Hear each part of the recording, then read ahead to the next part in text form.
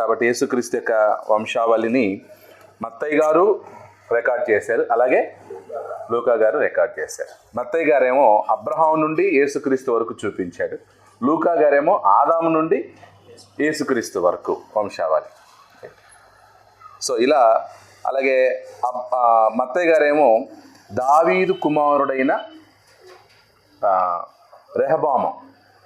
రెహబాము లైన్లో నుంచి ఏం చేశారండి, తీసుకొచ్చారు. అలాగే లూకా ఏమో నాతాను యొక్క రూట్ చూపించాడు అనమాట. సో ఇలా మనం యేసుక్రీస్తు యొక్క వంశావళిని మనం వ్యత్యాసంగా చూసాం.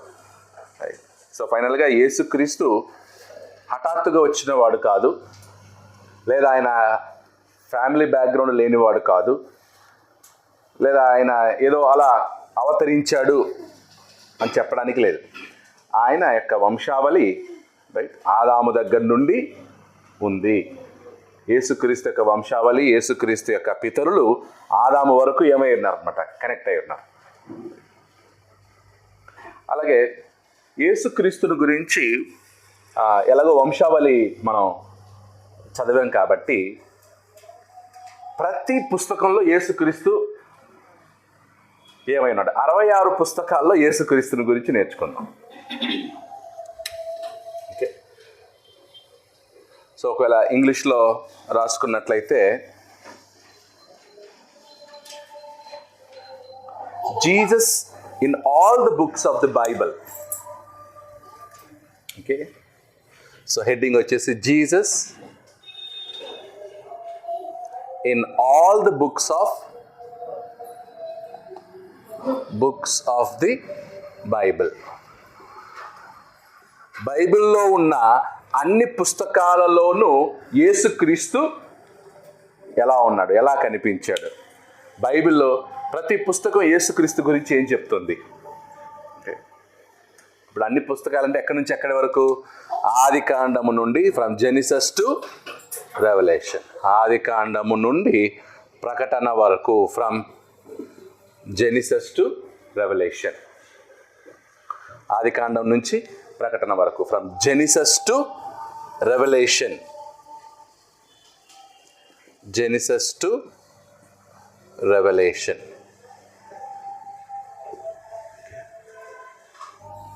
ఎప్పుడైనా ఆలోచించారా? ఆది కాండంలో యేసుక్రీస్తు గురించి ఎక్కడుంది, నిర్గమకాండంలో యేసుక్రీస్తు గురించి ఎక్కడుంది, లేవియ కాండంలో యేసుక్రీస్తు గురించి ఎక్కడుంది, సంఖ్యాకాండంలో యేసుక్రీస్తు గురించి ఎక్కడుంది, రూతులో యేసుక్రీస్తు గురించి ఎక్కడుంది. ఇలా ప్రతి పుస్తకంలో ఎవరి గురించి, యేసుక్రీస్తుని గురించి స్టడీ చేద్దాం.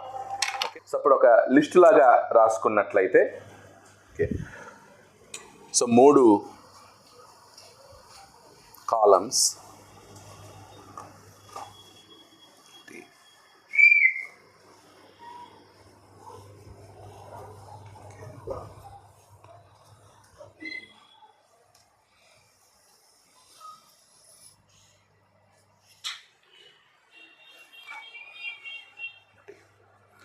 సో ఇక్కడేమో మొదట ఓల్డ్ టెస్టిమెంట్ చూద్దాం, ఆ తర్వాత new testament. Old testament book, పాత నిబంధన పుస్తకం.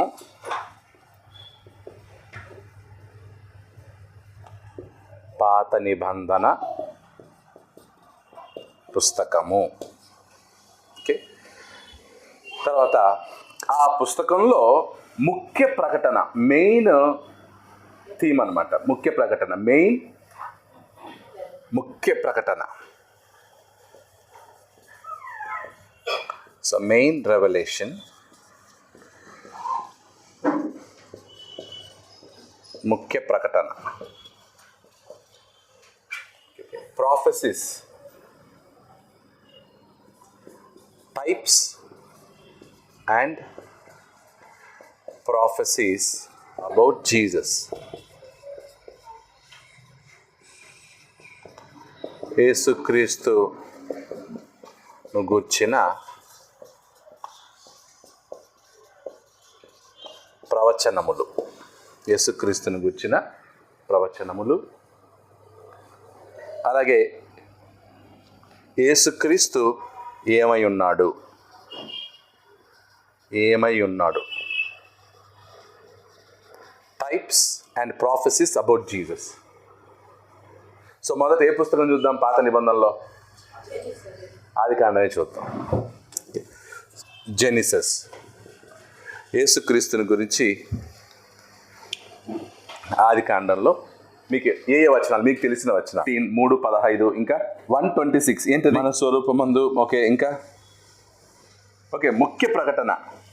ఆదికాండంలో యేసుక్రీస్తుని గురించి ముఖ్య ప్రకటన ఏంటంటే Jesus is seed of women.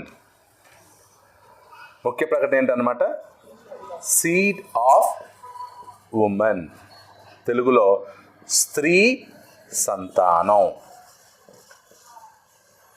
యేసుక్రీస్తుని గురించి మెయిన్ మనకి సందేశం ఏంటన్నమాట? స్త్రీ సంతానం. యేసుక్రీస్తు ఎవరు? స్త్రీ సంతానం అనేది ఆదికాండం యొక్క ముఖ్య ప్రకటన. ఎక్కడుంది మనకి?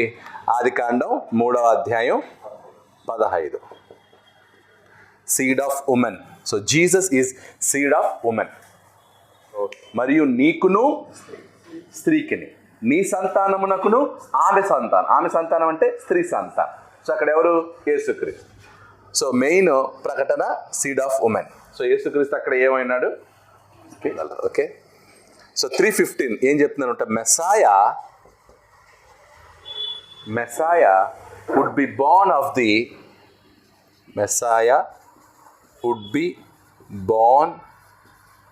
The seed of a woman. Seed of a woman. మనకి క్రొత్త నిబంధనలు ఎక్కడ కనిపిస్తుంది? స్త్రీ సంతానం అని. యేసుక్రీస్తు స్త్రీ సంతానంగానే ఎలా తెలుస్తుంది మనకి? లూకాసు వార్త 1వ అధ్యాయం 34-35 వచ్చిన 1:34-35. ఓకే. సో నేను పురుషుని ఎరగని దానను కాబట్టి నేను ఎలా కుమారుడికి అంటాను? అప్పుడు దూత, నువ్వు పరిశుద్ధాత్మని వలన గర్భం ధరిస్తావు, ఆయన దేవుని కుమారుడుగా పిలువబడతాడు. అలాగే గలతీ పత్రికలో కన్ఫర్మ్ చేస్తాడు. గలతీ పత్రిక 4వ అధ్యాయం, గలతీ 4:4. స్త్రీ యందు పుట్టి. సో యేసుక్రీస్తు ఎవరెందు పుట్టాడంట? స్త్రీ యందు పుట్టి. కాబట్టి యేసుక్రీస్తు ఎవరు అనమాట? స్త్రీ సంతానం. యేసుక్రీస్తు స్త్రీ సంతానం. ఇంకా ఆదికాండంలో ఆదికాండం 12వ అధ్యాయం 3వ వచనంలో భూమి యొక్క సమస్త వంశములన్నీ నీ యందు ఆశీర్వదింపబడును. ఓకే. సో అప్పుడు ఎవరి గురించి అది? అబ్రహాంతో మాట్లాడుతున్నాడు. యేసుక్రీస్తు అబ్రహాం యొక్క సంతానంలో జన్మిస్తాడు. అబ్రహాం వంశం అన్న. ఎవరి వంశంలో? అబ్రహాం వంశంలో యేసుక్రీస్తు జన్మిస్తాడు. రైట్. సో అది అబ్రహాంతో మాట్లాడేటప్పుడు చెప్పినటువంటి మాట. అలాగే 17:19 ఆదికాండం 17:19 ఎవరితో మాట్లాడుతూ చెప్పాడు అంటే అబ్రహాము, ఇస్సాకు మరియు ఎవరు? యాకోబు గురించి 28:14. ఆదికాండము 28:14. అబ్రహాము, ఇస్సాకు, యాకోబు. రైట్. ఎవరి ద్వారా అంటే యేసుక్రీస్తు ద్వారా. రైట్. అబ్రహాము యొక్క రైట్. అప్పుడు యేసుక్రీస్తు యొక్క ఐడెంటిటీ ఎవరండి? అబ్రహాం వంశంలో వచ్చినవాడు ఆయన. ఇస్సాకు వంశం నుంచి వచ్చినవాడు, యాకోబు నుంచి వచ్చినటువంటి వాడు. ఏం రాసుకుంటారంటే Messiah would be a descendant of. Okay. So Genesis 12:3 and 17, 19 and 28:14.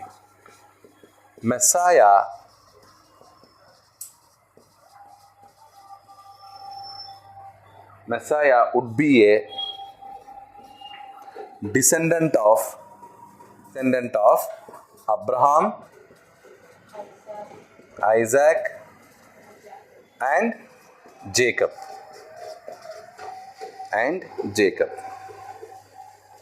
యేసుక్రీస్తు అబ్రహాము, ఇస్సాకు మరియు యాకోబు యొక్క సంతానముగా వచ్చును. ఆదికాండం 49వ అధ్యాయం, ఆదికాండం 49వ అధ్యాయం 10వ వచనం.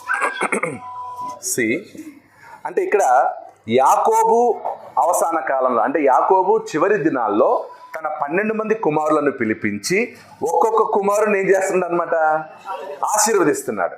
అప్పుడు యూదాను పిలిచాడు. యూదాను పిలిచి యూదాను ఆశీర్వదించేటప్పుడు చెప్పిన మాట అనమాట, యేసుక్రీస్తు కొదమ సింహం. ఓకే, యూదా గోత్రంలో జన్మించబోయేటువంటి కొదమ సింహం, ఆయనకు రాజ్యం అప్పగించబడుతుంది, ఆయన కాళ్ళ మధ్యలో రాజ్యం ఉంటుందంట. అందుకే ఎఫెసు పత్రిక ఉంది, సమస్తమును దేవుడు తన కుమారుని పాదముల క్రింద.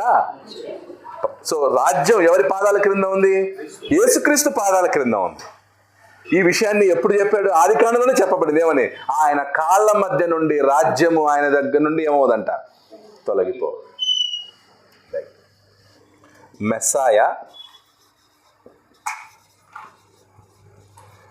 Messiah would be a king in the line of Judah.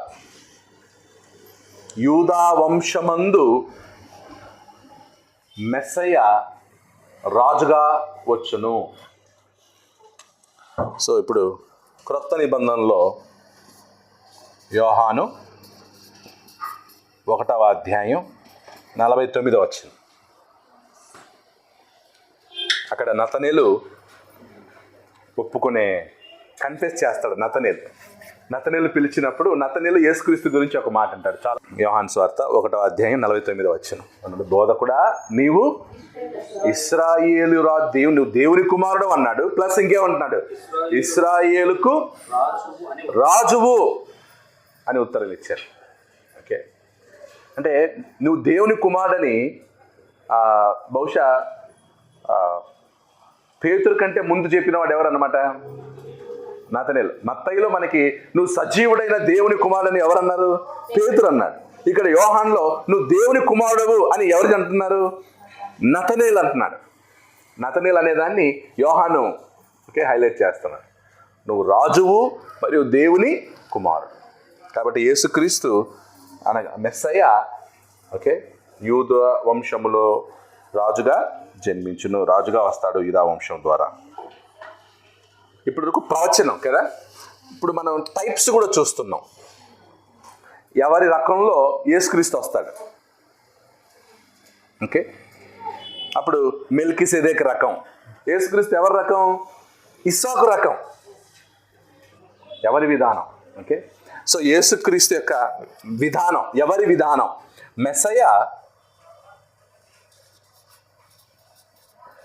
Messiah విధానాలు లేదా టైప్స్ ఆఫ్ జీసస్. ఓకే, ఆది కాండంలోనే ఒకటి మెస్సయ మెల్కీసెదెకు విధానం.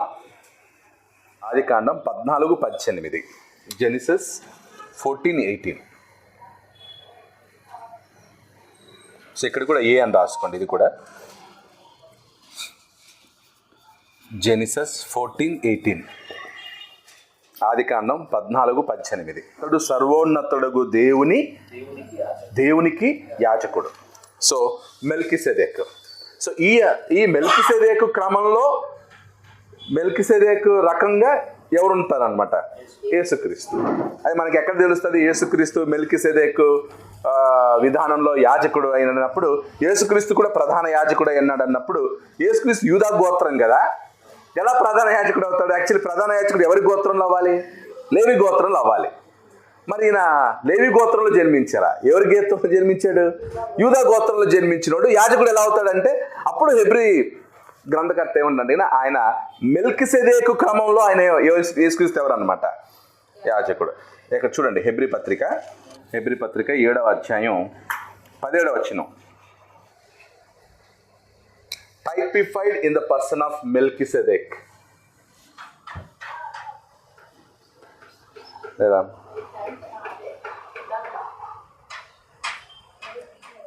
పర్సన్ ఆఫ్ మెల్కిసెదెక్ అనుకున్నాం.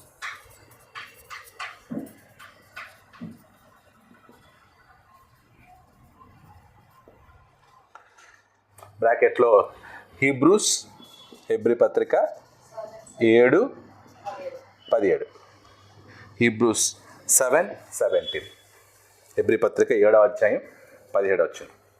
ఇస్సాకుకి యేసుక్రీస్తుకి ఏంటి సంబంధం? ఇస్సాకుకి యేసుక్రీస్తుకి సంబంధం ఏంటి? So Abraham sacrifice his son, his only sun. Abraham sacrifice his only sun. దేవుడు కూడా God sacrifice his only sun. Abraham ప్లేస్లో దేవుడు ఉన్నాడు, ఇస్సాకు ప్లేస్లో యేసుక్రీస్తు. అంటే ఇలాంటి త్యాగం ఒకటి జరగబోతుందనే దానికి ముందే అబ్రహాం ఇస్సాకు లెక్క డెమో అన్నమాట ఒకటి. ఎందుకంటే ఇశ్రాయేలీలకి అబ్రహాం ఇస్సాకు స్టోరీ లేకపోతే వాళ్ళు దేవుని కుమారుడైన యేసుక్రీస్తుని ఏం చేయలేరు అనమాట, నమ్మలేరు. నిజంగా మీరు అబ్రహాం పిల్లలైతే, నిజంగా అబ్రహాము ఇస్సాకును బలిచ్చాడనే విషయాన్ని మీరు నమ్మితే తప్పకుండా ఇది కూడా మీరేం చేయాల్సిందే, నమ్మాల్సిందే. తప్పకుండా మీరు నమ్మాల్సిందే. అబ్రహాము ఇస్సాకును బలిచ్చాడా? అవును. ఇస్సాకు ఒక్కగానొక కుమారుడా? అవును. అలాగే దేవుడు తన కుమారుడైన యేసుక్రీస్తును కూడా ఏం చేశాడనమాట, బలిచ్చాడు. ఈ విషయాన్ని యూదులు నమ్ముతారు, ముస్లిమ్స్ నమ్ముతారు. కానీ యేసుక్రీస్తుని ఏం చేయట్లేదు, నమ్మట్లేదు. యేసుక్రీస్తు యొక్క త్యాగాన్ని నమ్మట్లేదు, యేసుక్రీస్తు యొక్క బలిని నమ్మట్లేదు అన్న. జెనిసిస్ 22 చాప్టర్ 22వ అధ్యాయం. ఓకే,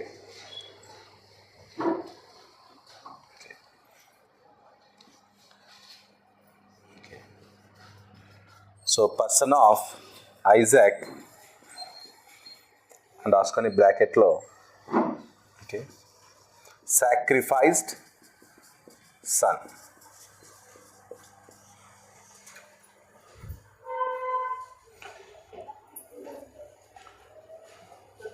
సాక్రిఫైస్, బల్యర్పణ అయిన కుమారుడు. ఆదికాండంలో ఉన్న మెల్కిసెదెకు యేసుక్రీస్తుకి ఒక సింబాలిక్గా ఉన్నాడు. ఇస్సాకు కూడా యేసుక్రీస్తుకి ఒక సింబాలిక్, ఇది కూడా సింబాలిక్ అని రాసుకోవచ్చు. Isaac story symbolic to Jesus, Melchizedek symbolic to Jesus. వాళ్ళందరూ యేసుక్రీస్తు కోసమే వచ్చినట్లు ఉంటుంది అన్నమాట. మెల్కిసెదెక్ కోసం యేసుక్రీస్తు ఉన్నాడా? యేసుక్రీస్తు కోసం మెల్కిసెదెక్ ఉన్నాడా? యేసుక్రీస్తు కోసం మెల్కిసెదెక్, యేసుక్రీస్తు కోసం ఇస్సాకు, యేసుక్రీస్తు కోసం అబ్రహాం, యేసుక్రీస్తు కోసం ఇస్సాకు. అందరూ కూడా ఎవరి కొరకు? వీళ్ళందరూ యేసుక్రీస్తు కోసం.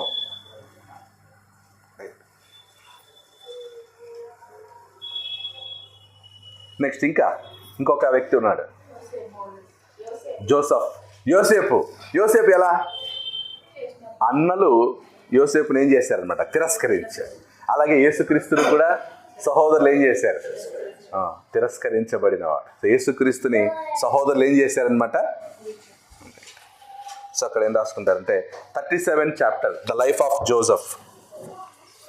సో లైఫ్ ఆఫ్ ఇస్సాక్ అని రాసుకోండి, పర్సన్ ఆఫ్ ఇస్సాక్ కాకుండా life of Isaac, sacrifice son. See Genesis 37 చాప్టర్లో life of Joseph, life of Joseph. ఇక్కడ రిజెక్టెడ్ బ్రదర్,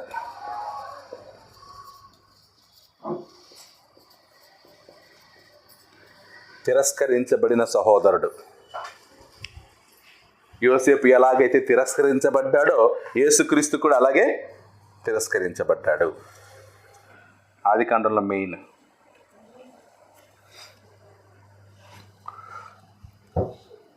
ఓడ, ఆర్క్. ఓకే, డి. ఓకే, జెనిసిస్ ఎన్నో అధ్యాయం 2-8 అనుకుంటా కదా, 6 to 8 chapters. The ark. Okay, so ఏం చేస్తారంటే ఓడలో ఆ డోర్ అనమాట. యాక్చువల్లీ ఒకే డోర్. ఆ ఓడకి ఎన్ని తలుపులు ఉన్నాయి? ఒకటే. సో అందరూ ఆ ఓడలోకి 8 మంది ఆ ద్వారం ద్వారానే వెళ్ళారు. ఆ ద్వారంలోనే సమస్త చతుష్పాద జంతువులు వెళ్ళాయి. ఆ తర్వాత ఆ ద్వారాన్ని ఏం చేశాడు అనమాట. ఇప్పుడు ఆ ద్వారం ఎవరు? యేసుక్రీస్తు. నేనే మార్గము, ద డోర్. యేసుక్రీస్తు ఎవరనమాట? ఆ ఓడలో ద డోర్. యేసుక్రీస్తే మార్గం. యోహాను 10:28-29 చూడండి. యోహాను సువార్త 10వ అధ్యాయం 28-29. ద్వారం అనే మాట వాడతారు కదా యేసుక్రీస్తు. నేనే ద్వారమును. See the door.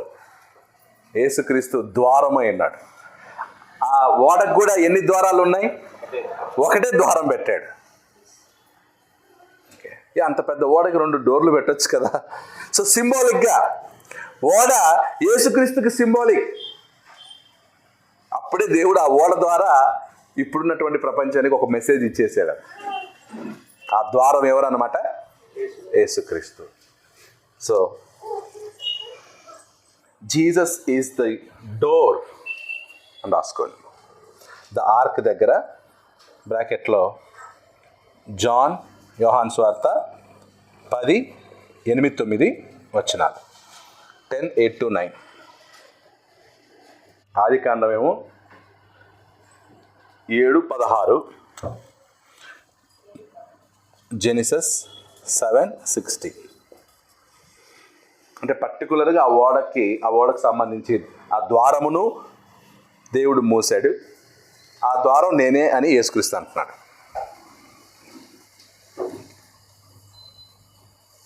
అక్కడ ఇంకొక మాట పేతురు అన్నాడు, ఏకంగా నోవాహు సువార్త చెప్పాడని అన్నాడు కదా. సాదృశ్యం అన్నాడు. ఆ జలప్రలయాన్ని సాదృశ్యంకి పోల్చాడు, సువార్తకి సాదృశ్యంగా పోల్చాడు. చూడు ఎంత బాగుంటుంది ఆ మాట. 1 పేతురు 3వ అధ్యాయం 19 నుంచి. సో బాప్తిజాన్ని సాదృశ్యం అన్నమాట. అంటే బాప్తిజం యొక్క సీన్ని దేవుడు ముందే ఆ ఓడ సన్నివేశం ద్వారా చూపించేశాడు. నీటి ద్వారానే రక్షణ. నోవాహు కుటుంబాన్ని దేవుడు నీటిలో నుంచి రక్షించాడు.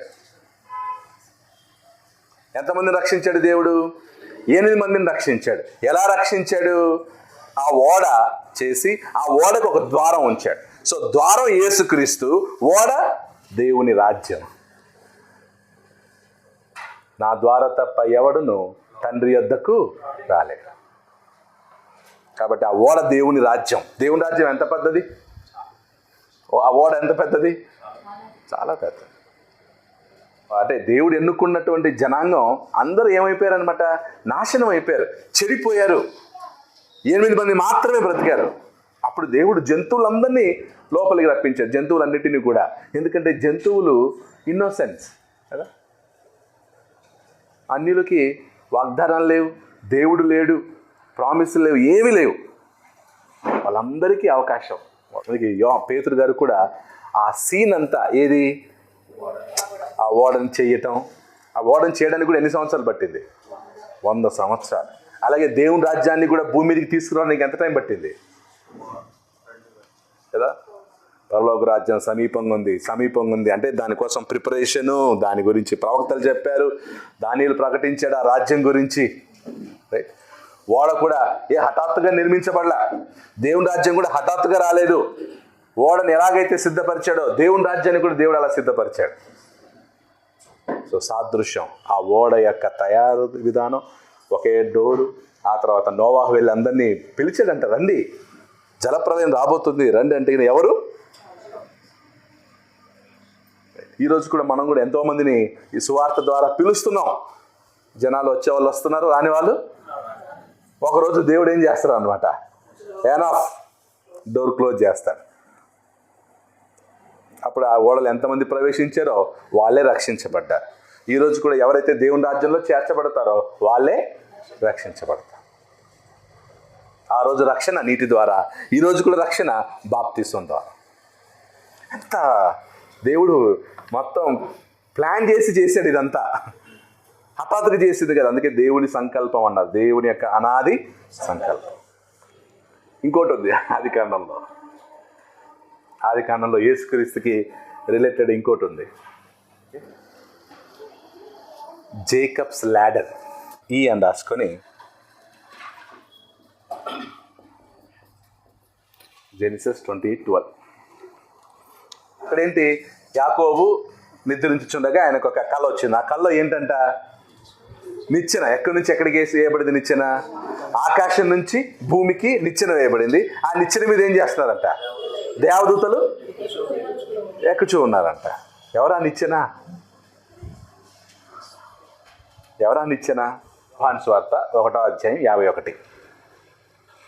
యోహాను సువార్త 1:51.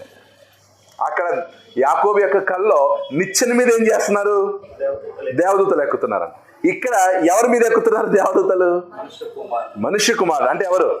యేసుక్రీస్తు. అంటే యేసుక్రీస్తు ఆకాశానికి భూమికి ఏమై ఉన్నాడు అనమాట, నిచ్చెన. ఇప్పుడు నిచ్చెన లేకపోతే పైకి వెళ్ళలేము. సో పరలోకానికి వెళ్ళాలంటే నిచ్చెన ఎవరు? యేసుక్రీస్తు. ఓకే. సో యాకోబు యొక్క కళలో ఆ నిచ్చెన, అప్పుడు ఎవరికి ఆ కళ ఎవరికి అర్థమై ఉండదు. ఇప్పుడు ఏమిస్తాడు యాకోబు ఆ కళలో, నీ పితరులకు ఈ దేశాన్ని స్వాస్థ్యంగా ఇస్తానన్నాడు. ప్రతి ఈవెంట్,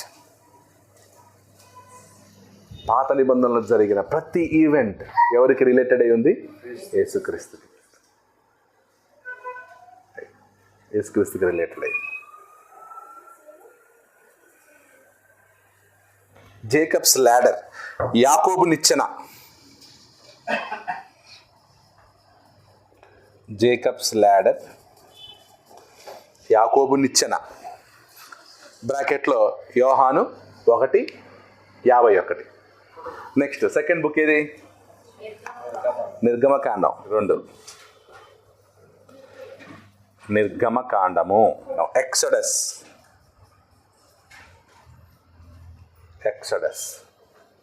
అంటే క్యారెక్టర్స్ కూడా యేసుక్రీస్తుకి ఏమై ఉన్నారన్నమాట, సింబాలిక్ అయ్యారు.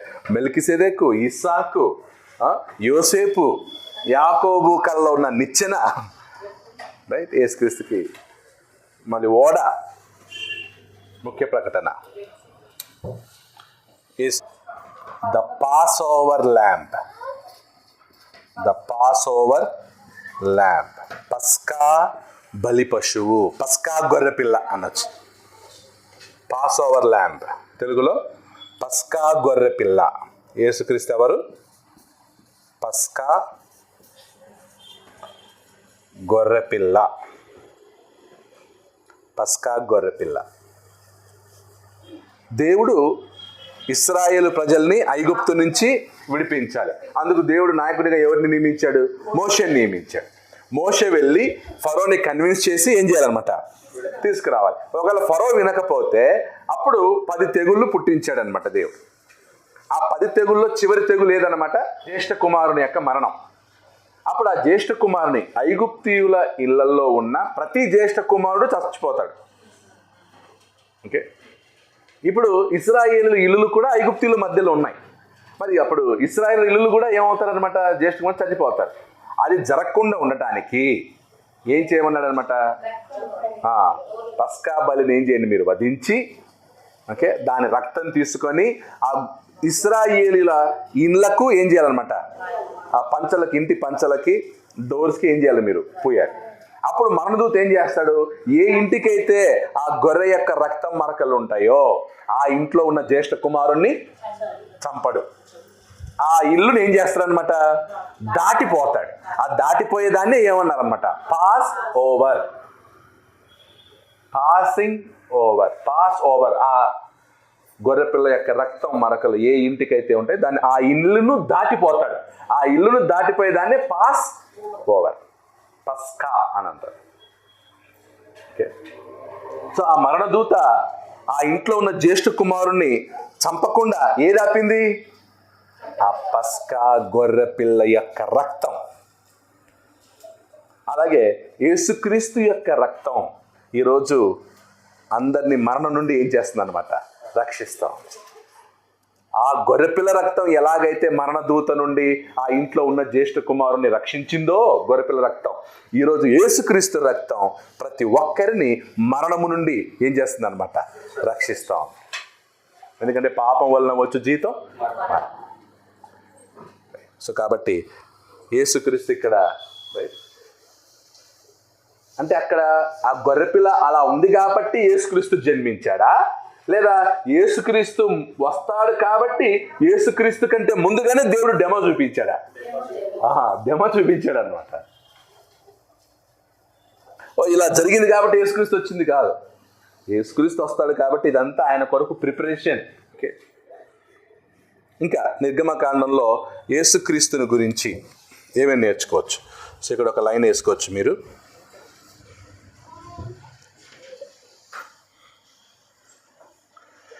సో నిర్గమకాండంలో మనకి ఎవరి లైఫ్ కనిపిస్తుంది? Life of Moses.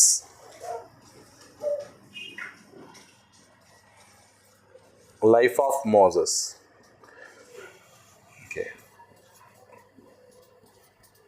డెలివరర్,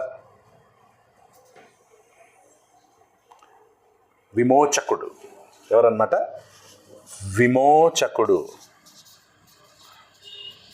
దేవుడు మోషే ద్వారా ఇశ్రాయేలీయులను ఏం చేశాడనమాట? విమోచించాడు. కాబట్టి మోషే ఎవరన్నమాట? విమోచకుడు. ఇశ్రాయేలు అందరూ మోషేని ఎలా చూశారు? విమోచకుడిలాగా చూశారు. దేవుడు తర్వాత ఇశ్రాయేలుకి నెక్స్ట్ ఎవరు అన్నమాట? మోషే. యూదులు మోషేని చాలా ఉన్నతంగా చూశారు, యేసుక్రీస్తుని అంగీకరించలేకపోయారు. యూదులు యేసుక్రీస్తుని తక్కువ చూస్తారు, మోషేని ఎక్కువ చూస్తారు అనమాట. అందుకు హెబ్రీ పత్రిక రాశారు, మోషే సేవకుడయ్యా, యేసుక్రీస్తు కుమారుడు. అంటే మోషేని విమోచకుడుగా చూశారు. కాబట్టి యేసుక్రీస్తు విమోచకుడు, deliverer. Okay, Moshe, life of Moses, deliverer. Jesus is deliverer for today's.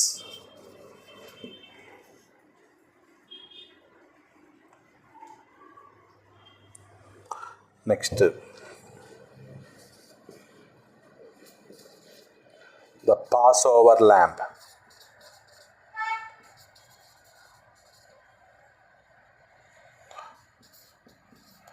పస్కా గొర్రెపిల్ల. పస్కా గొర్రెపిల్ల.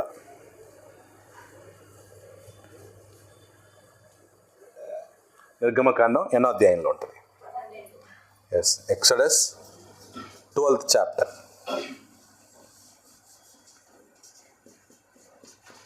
Exodus 12th chapter.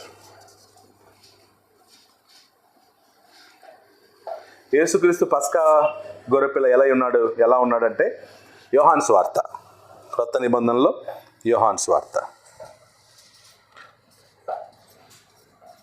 Jesus is the pass over lamb. యోహాను సువార్త 1వ అధ్యాయం. యోహాను సువార్త 1వ అధ్యాయం 29-36, 29-36. యోహాను సువార్త 1వ అధ్యాయం 29-36 వచ్చిన. సో ప్రకటన గ్రంథంలో కూడా దేవుని గొర్రెపిల్ల సింహాసనం ఎదుట నిలవబడుట చూచితిని అంటాడు. సో కాబట్టి యేసుక్రీస్తు పస్కా గొర్రెపిల్ల. ఇంకా నిర్గమకాండంలో యేసుక్రీస్తు manna. Okay, manna, the manna from heaven. యేసుక్రీస్తు the manna from heaven. Okay, Exodus 16th చాప్టర్లో ఉంటుంది. యేసుక్రీస్తు జీవాహారమును నేనే అన్నారు కదా యోహాను సువార్త 6వ అధ్యాయంలో. 6వ అధ్యాయం 49-50 వచనాలు, 49-51. లోకము నుండి దిగి వచ్చిన జీవాహారమును నేనే. సో యేసుక్రీస్తు మన్నాతో పోల్చుకుంటున్నాడు. ఆ రోజులో అరణ్యంలో మీ పితరులు ఆకాశం నుండి కురిసినటువంటి మన్నాను తినినా ఏమయ్యారంట? చనిపోయారు. కానీ నేనిచ్చు ఆహారమును తినువాడు నిరంతరము జీవించును, ఎల్లప్పుడూ జీవించును, నిత్య జీవాన్ని పొందుతాడు. ఎందుకంటే నేను ఏమై ఉన్నాను? జీవాహారమునై ఉన్నాను. సో జీసస్, ఇంగ్లీష్లో ఏముంది?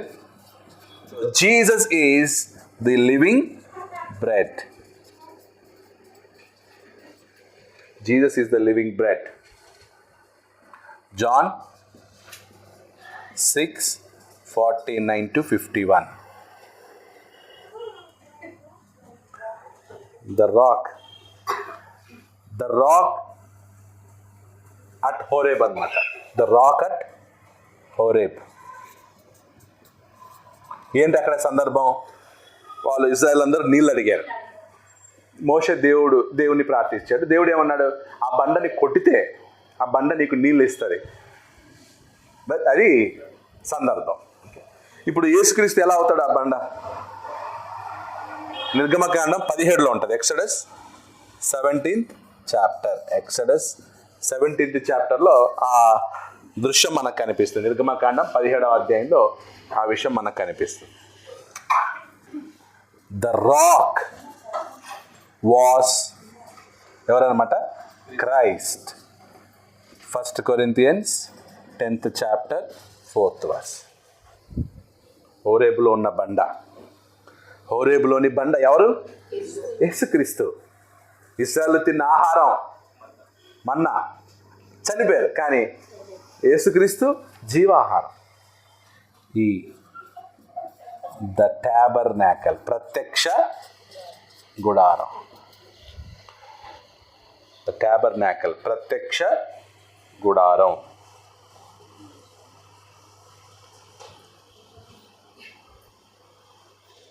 సో ప్రత్యక్ష గుడారంలో ఏమేమి ఉంటాయి?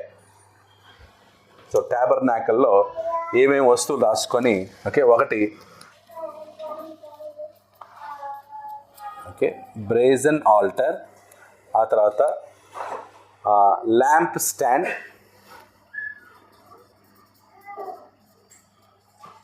ఇంకా టేబుల్ ఆఫ్ షో బ్రెడ్. ధూపము, ధూప వేదిక, దీప వృక్షము, సముఖపు రొట్టెల బల్ల. Table of show bread. ఇంకా ఆర్క్ ఆఫ్ ది కవెనెంట్, మందసం, ఆర్క్ ఆఫ్ ది కవెనెంట్. ఇవి మెయిన్.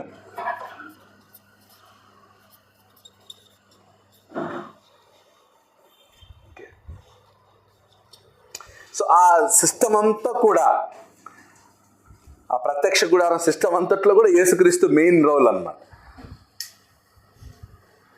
ఒకసారి చూడండి.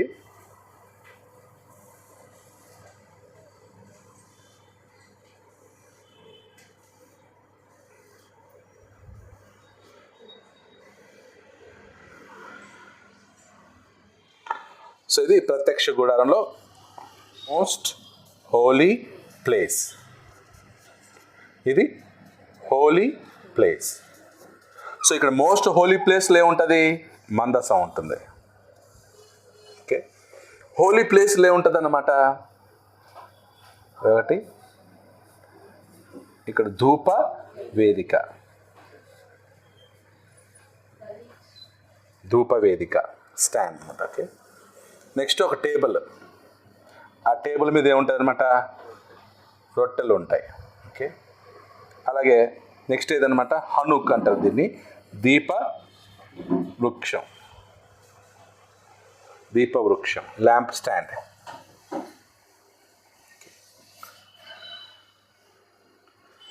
సో ఇదేమో కోర్ట్ యార్డ్ అంటారు. దీన్ని ఏమంటారు?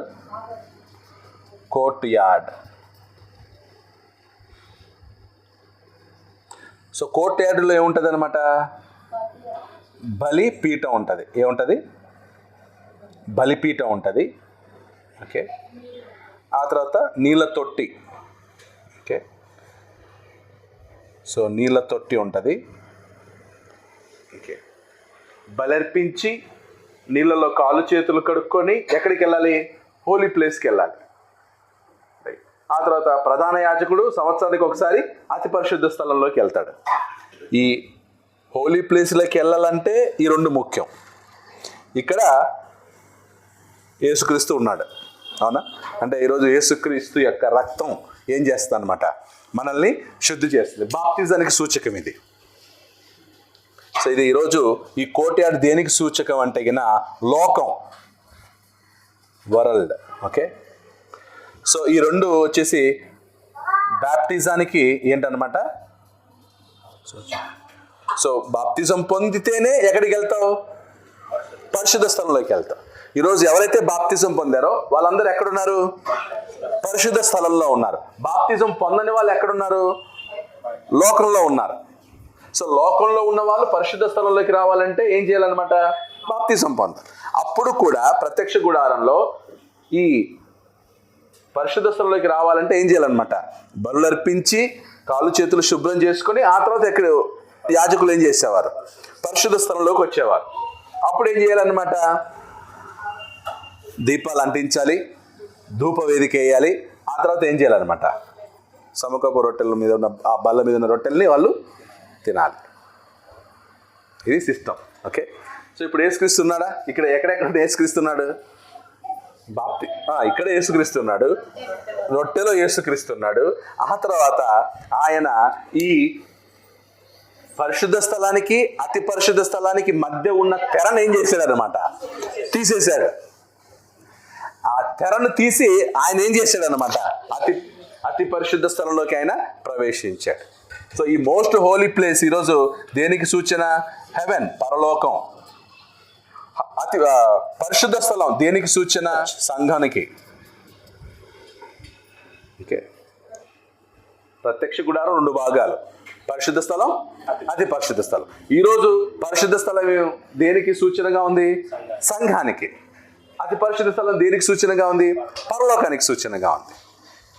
ఈ కోర్ట్యార్డ్ దేనికి సూచనగా ఉంది?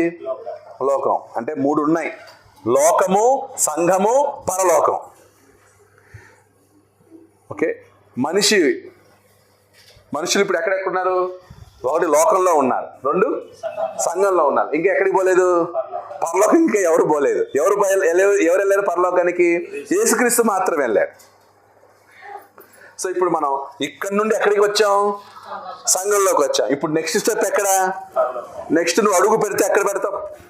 పరలోకంలో అడుగు పెడతావు. మళ్ళీ లోకంలో పెట్టద్దు. నీ అడుగు చర్చిలో నుంచి నీ అడుగు ఎక్కడికి వెళ్ళాలి? పరలోకానికి వెళ్ళాలి తప్ప మళ్ళీ ఎక్కడికి రావద్దు. భ్రష్టుడైపోయావు, ఓకే, గర్వం ఎక్కువ, లేదా ఇంకొక ఏదో వచ్చి, లేదా సంఘం నుంచి మళ్ళీ లోకానికి వచ్చిన వాళ్ళు లేరా? చచ్చేంత వరకు నీకు టైం ఉంది. సంఘం నుంచి లోకంలోకి వచ్చి, లోకంలో నుంచి మళ్ళీ సంఘంలోకి వచ్చి, సంఘంలో నుంచి మళ్ళీ ఈ లోపల లోకం నుండి సత్తే. కొంతమంది యొక్క కాన్ఫిడెంట్ ఏంటంటే లోకంలో ఉన్న టైం ఉందిలే, టైం వచ్చినప్పుడు ఏం చేయొచ్చు, అప్పుడు మారదాంలే, అప్పటి వరకు ఏం చేద్దాం, లోకంలో ఉందాం, అప్పటి వరకు ఉందాం, ఆ యేసు ప్రభు పిలిచినప్పుడు వద్దాంలే అనుకునే వాళ్ళు ఉన్నారు. యేసు ప్రభు ఎప్పుడు పిలుస్తాడో తెలియదు. కాబట్టి నువ్వు ఎక్కడున్నావు? సంఘంలో. లోకంలో కూడా యేసుక్రీస్తున్నాడు, సంఘంలో యేసుక్రీస్తున్నాడు, పరలోకంలో యేసుక్రీస్తు లేని స్థలం ఏదన్నా ఉందా? నువ్వు లోకంలో నుంచి సంఘంలోకి రావాలన్నా యేసుక్రీస్తు కావాల్సిందే. సంఘం నుండి పరలోకానికి వెళ్ళాలన్నా యేసుక్రీస్తు కావాల్సిందే. అంటే యేసుక్రీస్తు గురించి మనకి కంప్లీట్ నాలెడ్జ్ ఉండాలి. అందుకే దేవుని కుమారుని గూర్చిన జ్ఞాన విషయంలో అన్నాడు. దేవుని కుమారుని గూర్చిన జ్ఞానం, యేసుక్రీస్తుని గూర్చిన జ్ఞానం ఎంత చదివినా తరగదు, ఎంత చదివినా తరగదు.